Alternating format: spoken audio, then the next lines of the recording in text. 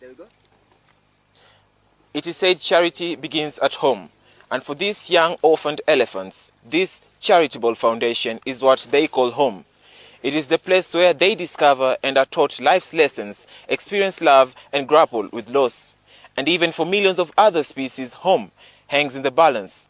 Human actions are destroying habitats, decimating our entire ecosystem and disrupting the circle of life. And with the rise in drought cases, it is up to us to be guardians of our own natural world, save our wild species, and provide a home.